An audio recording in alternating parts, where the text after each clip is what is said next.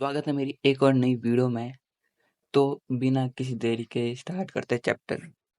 Chapter के start में हमें दिखाया जाता है जो डुआन के फादर होते हैं, वो बोलते हैं कि जो माउंटेन में वो बच्चा रहता था और अगर कोई पुलिस ऑफिसर या और कोई लोग उसे फोर्सफुली लाने की कोशिश करते हैं तो वो ज़्यादा से ज़्यादा उनसे डरता था और वहाँ से भाग जाता था।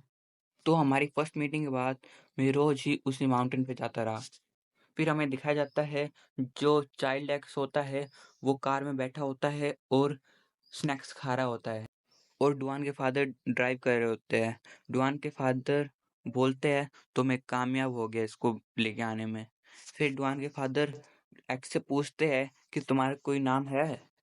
तो एक्स बोलते हैं मेरा कोई नाम नहीं है। फिर डुआन के फादर बोलते हैं तो तुम्हारी फैमिली का क्या या फ्रेंड्स? फिर एक्स बोलता है मेरे पास इनमें से कोई भी नहीं है। फिर जो डुआन के फादर होते हैं, वो एक्स की तरफ देखते हैं और मन में बोलते हैं, इस बच्चे की ऐसी क्या है पास्ट स्टोरी। फिर जो डुआन के फादर होते हैं, वो गाड़ी से उतर के जाने लगते हैं और एक्स को बोलते हैं कि ना मेरा बच्चा भी तुम्हारी उम्र का ही है, तो मैं उनके कपड़े लेके आता हूँ, वो तेरे फिट आ जाएंगे। और हमें दिखाया जाता है कि जैसे कोई इनको कैमरे में देख रहा होता है। फिर डुआन के फादर बोलते हैं, मैं जल्दी आ जाऊंगा। फिर एक्स उस बिल्डिंग की तरफ देखने लगता है और बोलता है, तो ये है अंकल का अपार्टमेंट, तो ये है उनका घर। फिर सीन चेंज होता है और हमें सनशाइन शेल्टर का दिखाया जाता है सीन और फिर से हमें दिखाया जाता है जैसे इनको कोई देख रहा होता है कैमरे में। फिर एक्स बोलता है सनशाइन शेल्टर। फिर डुआन के फादर बोलते हैं हाँ, इधर वैसे ही बच्चे होते हैं जो तुम्हारी तरह होते हैं स्पेशल। फिर एक्स उधर सनशाइन शेल्टर को देख रहा होता है और एक्स के फादर बोलते हैं थोड़ी देर रुको। फिर हमें दिखाया जाता है वहाँ पे एक लड़की दरवाजे के पीछे से एक्स को देख रही होती है और डुआन के फादर बोलते हैं कि यहाँ पे पक्का तुम कोई ना कोई अपना दोस्त बना लोगे। फिर हमें दिखाया जाता है वहाँ पे दूसरी सीन में एक्स और लड़की साथ में होते हैं और जो लड़की होती है वो बोलती है कि तुमको ना थोड़ा वेट गेन करने की ज़रूरत है और आगे बोलती है ये खुल क्यों नहीं रहा है, ये बस एक टूना का बॉक्स ही तो है, कैन है। और हमें फिर से दिखाया जाता है जैसे इन लोगों को कोई कैमरे में देख रहा है। फिर आवाज़ आती है अचानक से आउच! एक्स थोड़ा हैरान होता है और सोचने लग फिर वो लड़की हँसते हुए बोलती है कि ना मैंने मेरी उँगली कटवा ली। फिर हमें दिखाया जाता है जो एक्स होता है वो बिल्कुल उसकी उँगली को ही देख रहा होता है जिसमें खून आता है। एक्स एकदम शॉक में हो जाता है और उसकी उँगली को बिल्कुल ध्यान से देख रहा होता है। फिर सीन चेंज होता है और हमें दिखाया जाता है कि जो टूना का बॉक्स होता है वो वहाँ पे ही होता है और उधर आस-पास थोड़े बहुत खून के धब्बे होते हैं। और फिर डुआन के फादर आते हैं और बोलते हैं तो एक दिन ये हुआ और वो बच्चा हँस रहा था। फिर हम वापस प्रेज़ेंट में आते हैं और हमें दिखाया जाता है जो डुआन होता है, उसको ही ये सारी मेमोरीज़ दिखाई जा रही होती है और डुआन अपने सिर पे हाथ रख कर बोलता है, फिर से? इस बार ये सारी मेमोरीज़ पहले से ज़्यादा थी। फिर डुआन एकदम गुस्से में बोलता है कि तुम क्यों? तुम सनशाइन शेल्टर में क्या कर रहे थे बास्टर्ड? एक्स बोलता नहीं है कुछ, फिर थोड़ी देर बाद बोलता है बास्टर्ड, मैं बस खुद को इंसान बना रहा था। बस जो इंसान है वही रिसाइकिल कर सकते हैं। बस यही चीज़ वो बस इंसान ही सोच सकते हैं। ये उनके पास गुण होता है इंसान होने का। फिर जो एक्स होता है वो डुआन पे अटैक कर देता है और बिल्कुल डुआन की आँख के पास, लेकिन डुआन नीचे झुक के पीछे बच जाता है और जो एक्स होता है वो हँसने लगता है और एक्स बहुत सारे अटैक करते हुए साथ में बोलता है कि हेयर कलर चेंज करना केमिकल के साथ और अपनी बॉडी को मीनिंग देना टैटू के साथ, ये सिर्फ इंसान कर सकते हैं। और हमें दिखाया जाता है जो डुआन होता है उस पे बहुत सारे कट्स लग गए होते हैं और कपड़े फट गए होते हैं, जैसे कि ये अटैक कोई इंसान नहीं कोई भालू कर रहा है। और एक्स हंसते हुए बोलता है तो मैं उस दिन बस इंसान बनने की कोशिश कर रहा था। फिर अचानक से डुआन होता है वो एक्स का हाथ पकड़ लेता है और अपनी स्ट्रेंथ से इतना प्रेशर डालता है एक्स पर, तो जो एक्स होता है वो अपने घुटनों के बल आ जाता है।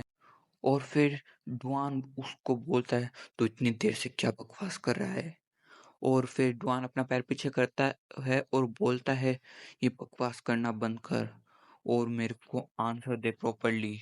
फिर जो डुआन होता है वो अपना घुटना एक्स के मुंह पर मार देता है जिससे एक्स के मुंह से खून निकलने लगता है और खून हवा में फेंक जाता है।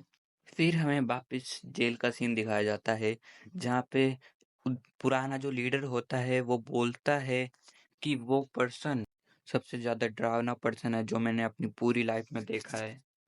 और जो उसके साथ में एक और पर्सन होता है वो बोलता है तो वो किस टाइप का आदमी था। फिर जो ओल्ड लीडर होता है वो कांपते हुए बोलता है, तुम जो ये सीलिंग देख रहे हो, तुमको क्या लगता है कि ये सारे दाग कहाँ से आए और किस चीज़ के दाग है ये? फिर दूसरा पर्सन बोलता है, मोल्ड। फिर वो वापस बोलता है, नहीं, ये सब ब्लड के धब्बे हैं। फिर वो दूसरा पर्सन बोलता है, ऐसा उसने कितने लोगों को मारा? फिर वो बोलता है, ये बहुत ज़्यादा लोगों के नहीं है। जो वार्डन था उसको पता था ये बहुत डेंजरस है, तो उसने पहले ही से ही उसको आइसोलेट कर दिया था। ये जो ब्लड के धब्बे हैं ना वो बहुत सारे लोगों में से नहीं है। फिर दूसरा थोड़ा उठते हुए बोलता है, तो क्या वो सेल्फ हार्म करता था? फिर वो ओल्ड लीडर वापस बोलता है कि ना उसको फर्क नहीं पड़ता कि ये खून किसका हो, उसका या किसी और का। अगर उसने एक बार वो डार्क रेड कलर चीज देख ली और सूंघ ली, फिर वो पूरा ही चेंज हो जाता है।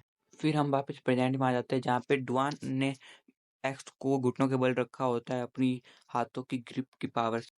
फिर हमें बैकग्राउंड में वॉइस ओवर दिखाई जाती है और बोलता है वो बंदा कि वो एक बीस्ट है, उसको फील होता है फियर, डिजायर, सब कुछ ब्लड के थ्रू। ये सिंपली एक सर्वाइवल इंस्टिंक्ट है। और इंस्टिंक्ट वो होता है, जैसे कि आपको कोई मारने आ रहा है चाकू से, तो आप बचाओगे खुद से। आप खुद को बचाने के लिए जो आपके कदम होंगे वो अपने आप ही दौड़ने लगेंगे, तो उसको ही इंस्टिंक्ट बोलते हैं। हम फिर से स्टोरी पे आते हैं। वो जो पर्सन बैकग्राउंड बोलता है वो आगे बोलता है कि लेकिन जो ह्यूमंस है वो अलग है। जो ह्यूमंस होते हैं उनके ब्लड में ये से अलग होता है, क्योंकि उनके ब्लड में इमोशन होता है, काउंटलेस डिजायर होता है, इंस्पिरेशन होता है। ये बिल्कुल सिंपल है। जो इंसान है उनको ब्लड की जरूरत होती है ज्यादा। फिर जो एक्स होता है वो वापस खड़ा हो जाता है और डुआन के हाथ में हाथ पकड़ लेता है। फिर वो बैकग्राउंड वॉइस वापस बोलती है, ये वो है जो इंसान को जानवर से अलग करता है। फिर डुआन बोलता है, क्या? फिर एक्स बोलता है, उस दिन मैंने वो सब किया वो बस इसलिए क्योंकि मैं भी जानना चाहता था क्या मैं भी तुम्हारी तरह इंसान हूँ कि नहीं।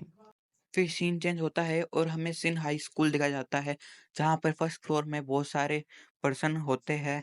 और फिर हमें एक डार्क रूम दिखाया जाता है, जहाँ पे हान सियून अकेला खड़ा होता है और उसके सामने बहुत सारे न्यूज़पेपर्स होते हैं, जिसमें से एक न्यूज़पेपर में डुआन के फादर की न्यूज़ होती है और उसमें लिखा होता है कि blood bath incident sunshine centre में हुआ, जो लोगों को ही बचाने की फैसिलिटी है। ये न्यूज़ हान यून संग देख रहा होता है। फिर हमें पास का सीन दिखाया जाता है, जहाँ पे हान यून संग और डुआन होते हैं और डुआन हान यून संग से बोलता है, तो चीज़ें कैसे चल रही है? मैंने तुमको बोला था कि सनसाइन शेल्टर की इन्फॉर्मेशन निकालने को। फिर हान यून संग बोलता है, बहुत मुश्किल से ही कोई डाटा बचा होगा ऑफलाइन या ऑनलाइन सनसाइन शेल्टर के बारे में। ऐसा लग रहा है कि कोई बंदा अपनी पूरी मेहनत कर रहा है सारी जानकारी मिटाने के लिए अंकल हान जिन हो के बारे में। और प्रेजेंट में जो हान इन संग होता है वो बोलता है, ये रिप्रेजेंटेटिव। फिर पीछे से मैनेजर आके बोलती है, क्या कोइंसिडेंस है ना, क्या वो किसी क्रिमिनल ग्रुप से जुड़े हुए थे? और मैनेजर आगे बोलती है, हान स्योंग निम। अब मेरे को ऐसा लग रहा है कि जो हान यून स्योंग है वो अपनी आइडेंटिटी छुपा रहा था और इसका रियल नाम है हान स्योंग निम। और अब मैं इसमें क्या बोलूँ, आप खुद ही देख लो, कहीं ब्यूटीफुल नहीं है? और जो हमारी मैनेजर है उनका नाम किम चियोन है, लेकिन मैं इनको मैनेजर ही बुलाऊंगा क्योंकि मैं ये बोलने में सुटेबल हूँ। फिर हान स्योंग बोलता है कि मैनेजर, तुम इधर तक कैसे आ गई? मैंने उनको बिल्कुल स्ट्रिक्टली मना करा था कि किसी को भी नहीं आना इधर तक, ना किसी को आने देना। अगर तुम फर्स्ट फ्लोर से आई हो यानी। फिर मैनेजर बोलती है, ओह वो लोग, मैंने बस उनको पॉज कर दिया है, अब वो हिल नहीं सकते, मैंने उनको कोई नुकसान नहीं पहुंचाया है। हमें दिखाया जाता है उन लोगों के शरीर में से वायर पास हो रखी है और अगर वो थोड़े से भी हिलने की कोशिश करेंगे तो वो सीधा टपके जाएंगे। फिर मैनेजर आगे बोलती है, तुमको चिंता करने की ज़रूरत नहीं है, लेकिन तुमने अभी तक मेरे क्वेश्चन का आंसर नहीं दिया।